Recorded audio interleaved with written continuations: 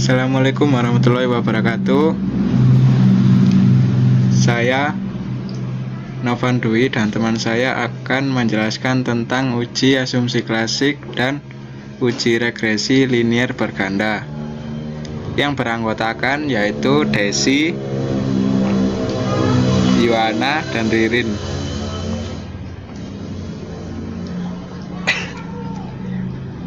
Asumsi klasik. Asumsi klasik adalah salah satu syarat agar hasil data yang diuji nilai harapan dari estimator sama atau mendekati nilai parameter yang sebenarnya. 2. Regresi linier berganda. Uji regresi linier berganda adalah uji yang digunakan untuk mengetahui ada tidaknya pengaruh signifikan dua atau lebih variabel bebas X terhadap variabel terikat Y.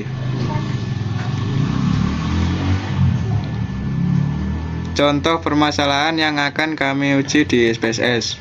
Poin pertama, permasalahan. Pengaruh inflasi.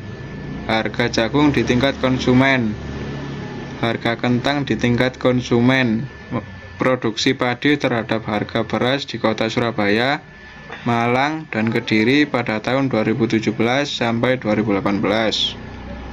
Poin kedua, variabel inflasi. Harga jagung di tingkat konsumen, harga kentang di tingkat konsumen, produksi padi merupakan variabel independen. Poin ketiga, variabel harga beras merupakan variabel dependen. Sekian dan akan dilanjutkan oleh teman saya.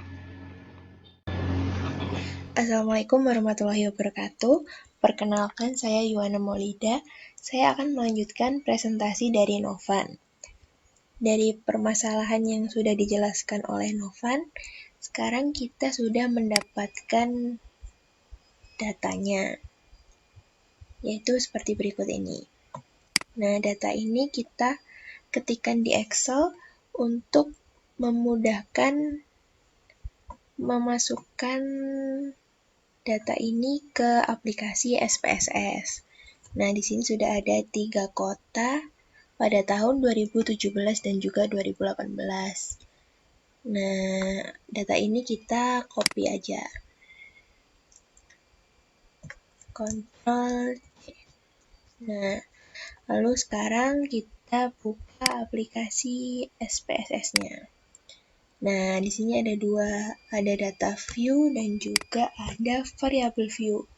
Untuk mengisi di data view ini, di sini kan ada variabel. Nah, cara ngisinya itu kita klik ke variabel view. Nah, di name ini kita isi variabel apa saja yang akan kita masukkan. Nah, mari kita isi. Yang pertama, inflasi. Yang kedua adalah harga underscore jagung. Nah, di SPSS ini kita nggak bisa pakai spasi. Jadi, untuk menggantikan spasi itu kita menggunakan underscore. Oke, lanjut. Yang ketiga, variabel harga kentang. Selanjutnya adalah variabel produksi padi. Dan yang terakhir adalah harga beras. Oke, nah untuk yang selanjutnya ini kita ubah desimalnya. Untuk inflasi ini karena data kita tadi ada 2 angka di belakang koma, maka desimalnya kita tulis 2. Nah, untuk yang harga-harga dan produksi ini kita nolkan aja biar lebih memudahkan. Dan untuk measure-nya kita ganti ke scale semuanya. Pasti sudah pada tahu alasannya kenapa kan? Karena data ini angkanya menunjukkan suatu nilai. Oke, lanjut. Udah gini kita pindah ke data view. Nah, tadi kan tulisannya variabel-variabel tuh, kayak ini, kayak yang ini. Nah, sekarang tulisannya udah berubah sesuai variabel yang kita inginkan. Sekarang kita rapiin dulu dikit. Oke. Nah, kan tadi kita udah copy di Excel, sekarang kita pastein ke sini. Kita pindahin ke sini. Nah, lebih mudah kan kalau ini caranya. Oke, lanjut. Langkah selanjutnya adalah kita klik analyze. Analyze itu ada di atas ini. Di sini, analyze. Nah, lalu kita cari yang regression, lalu linear. Nah, nanti tampilannya akan seperti ini. Untuk kolom dependent ini kita masukkan harga beras, karena harga beras ini lah yang dipengaruhi oleh faktor-faktor ini. Nah, yang sisanya ini kita taruh di independen. Inflasi, harga jagung, harga kentang, produksi padi, kita taruh di situ semua. Lanjut, kita klik statistik. Nah, kita centang bagian deskriptif dan collinearity diagnosis. Dan juga Durbin-Watson. Collinearity ini untuk uji multikolinearitas pada uji asumsi klasik. Nah, Durbin-Watson ini untuk uji autokorelasi pada uji asumsi klasik. Lalu kita klik continue, lanjut ke plot. Nah, kayak gini tampilan di plot. Yang Y kita isi dengan SRESID, SRESID. Oke. Yang X kita isi ZPRED, ZPRED.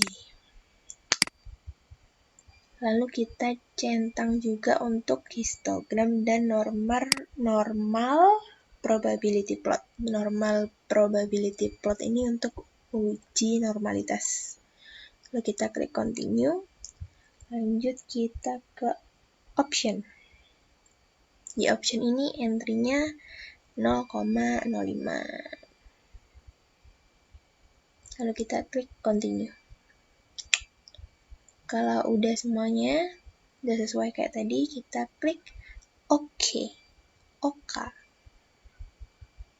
Nah, kita tunggu beberapa saat sampai outputnya muncul. Oke, ini udah muncul, kita perbesar dulu. Mantap. Nah, tampilannya nanti akan seperti ini. Prosesi.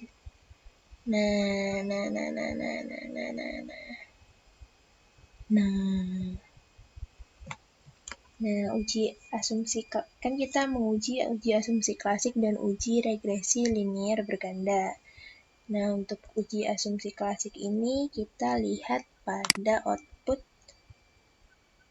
yang ini. Yang ini. Grafik normal p-plot untuk uji normalitas. Nah, kalau yang untuk uji multikolinearitas kita lihatnya di ini, tabel koefisien pada nilai tolerance dan nilai VIF. Untuk uji asumsi klasik yang ketiga yaitu uji heteroskedasitas. Aduh, susah ya agaknya. Kita lihatnya di ini, tabel scatter plot yang ini. Tara. Oke. Untuk yang terakhir, uji F pada uji regresi linear berganda, kita lihatnya di ANOVA, tabel ANOVA pada nilai F dan nilai sig. Nah, karena kan ini F hitung ya, kita juga dalam pengujian kita juga butuh F-tabel. Jadi kita cari F-tabelnya. Caranya, yang pertama, kita klik transform. Oke. Lanjut compute variable. Tadam, ini dia isinya. Pipiu. Lanjut di tabel target variabel kita klik F underscore tabel. Di sini tetap ya, nggak boleh pakai spasi, pakai underscore. Lanjut di function group kita cari inverse df. Oke. So nanti muncul guys kayak gini. Muncul kayak gini. Function and special variabelnya muncul. Terus kita pilih yang idf.f. F bukan V. Lalu kita klik panah ke atas. Nah, loh. Kok tanda tanya? Kita isi apa? Kita isi ini, guys. Kita isi 0.95. Kenapa? Karena nilainya 95%. Kita pakainya ketetapannya 95%. Lalu di tanda tanya kedua, rumusnya adalah variabel min 1. Nah, variabelnya ini ada 1, inflasi harga jagung. 2, G, 4, Ma, ada 5. 5 dikurangi 1 berarti 4. Oke. Lanjut, yang terakhir, tanda tanyanya. Ini adalah jumlah data dikurangi ini, dikurangi 4, dikurangi ini, dikurangi tanda tanya kedua. 6 kurangi 4 adalah 2. Oke, berarti kita udah selesai mengisi tanda tanya. Sekarang tinggal kita OK. Tinggal OK. Wah, mana hasilnya? Ini. Nah, F-tabelnya 19,25. Salah. Dan F-hitungnya di ANOVA. Nah, ini F-hitungnya. Oke, sekian dari saya. Sekian penyampaian materi dari saya. Selanjutnya akan dijelaskan oleh teman saya. Terima kasih. Mohon maaf apabila ada kesalahan. Wassalamualaikum warahmatullahi wabarakatuh.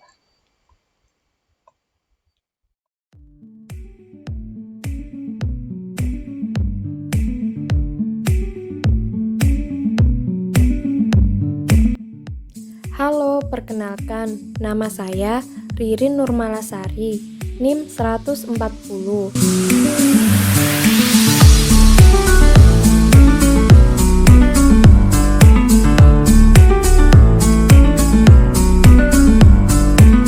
Kali ini saya akan menjelaskan hasil dari analisis uji regresi linier berganda. Namun, sebelum mengambil kesimpulan, terlebih dahulu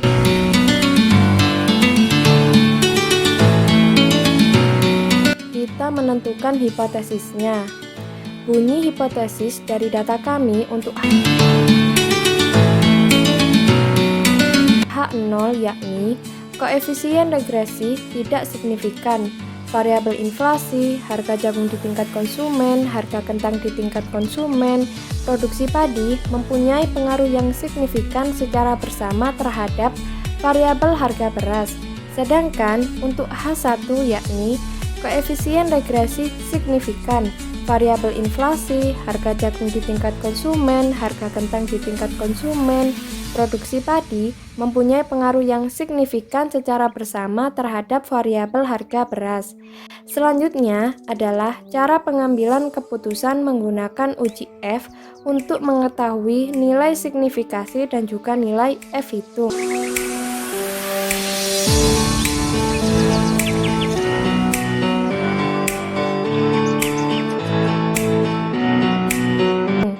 Berdasarkan nilai signifikasi, syaratnya nilai signifikasi lebih dari 0,05, maka H0 diterima dan H1 ditolak. Sedangkan untuk nilai signifikasi kurang dari 0,05, maka H0 ditolak dan H1 diterima. Berdasarkan nilai F hitung, syaratnya nilai F hitung kurang dari F tabel, maka H0 diterima dan H1 ditolak. Sedangkan untuk F hitung lebih dari F tabel, maka H0 ditolak dan H1 diterima.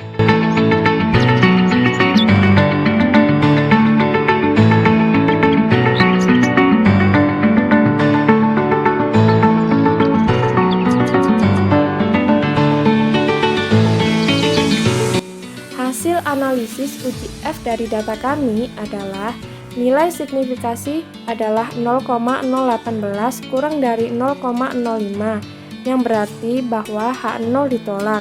Kesimpulannya adalah inflasi X1, harga jagung X2, harga kentang X3, produksi padi X4 secara simultan berpengaruh terhadap harga beras Y. Sedangkan untuk F hitung dan F tabel didapatkan nilai sebesar 1768,692 dan 19,25. Artinya, nilai F hitung lebih dari F tabel, yang berarti bahwa H0 ditolak. Kesimpulannya adalah inflasi X1, harga jagung X2, harga kentang X3, produksi padi X4 secara simultan berpengaruh terhadap harga beras Y. Demikian video dari kami. Mohon maaf apabila ada kesalahan. Terima kasih. Wassalamualaikum warahmatullahi wabarakatuh. Perkenalkan, saya Desi Rahmania, NIM 129. Saya akan menjelaskan hasil dari analisis uji asumsi klasik. Uji asumsi klasik yang dilakukan ada 3 pengujian, yaitu uji normalitas, multikolinearitas, dan heteroskedastisitas. Uji normalitas merupakan uji untuk menentukan apakah data tersebut berdistribusi normal atau tidak. Hasil dari ujian ini adalah grafik normalitas probability plot. Data dikatakan normal apabila plotting atau titik-titik yang menggambarkan data sesungguhnya mengikuti garis diagonal atau berada tidak jauh dari garis diagonal. Hasil dari uji normalitas data kami seperti gambar ini menandakan bahwa model regresi tersebut berdistribusi normal karena titik-titik berada di sekitar garis diagonalnya. Kemudian saya akan membahas uji multikolinearitas. Uji ini mempengaruhi nilai prediksi dari sebuah variabel bebas. Hasil dari uji ini dapat dilihat pada tabel coefficients, yaitu pada nilai tolerance dan nilai VIF. Jika nilai toleransi lebih dari 0,1000 dan VIF kurang dari 10,00, maka artinya tidak terjadi gejala multikolinearitas. Hasil dari uji multikolinearitas data kami adalah nilai toleransi dari inflasi sebesar 0,774 lebih dari 0,1000 dibanding harga jagung 0,391 lebih dari 0,100 dibanding harga kentang 0,360 lebih dari 0,100 dibanding dan harga produksi padi 0,857 lebih dari 0,1000.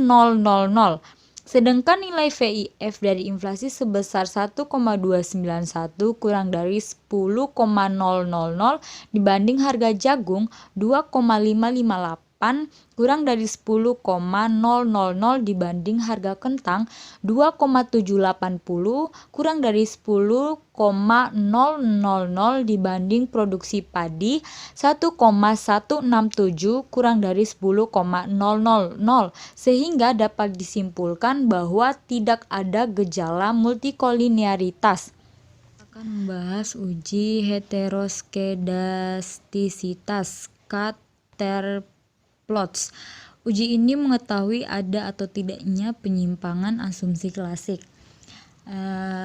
Heteroskedastisitas yaitu adanya ketidaksamaan varian dari residual untuk semua pengamatan pada model regresi.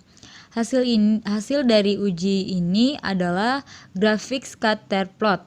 Heteroskedastisitas tidak terjadi jika ada pola yang jelas atau bergelombang atau melebar kemudian menyempit. Pada gambar scatter plots serta titik-titik menyebar di atas dan di bawah angka 0 pada sumbu Y. Hasil dari uji heteroskedastisitas scatter plots, data kami adalah seperti pada gambar ini. Pada gambar ini titik-titik menyebar di atas dan di bawah angka 0 pada sumbu Y dan tidak membentuk pola yang jelas, sehingga dapat disimpulkan bahwa tidak ada gejala heteroskedastisitas.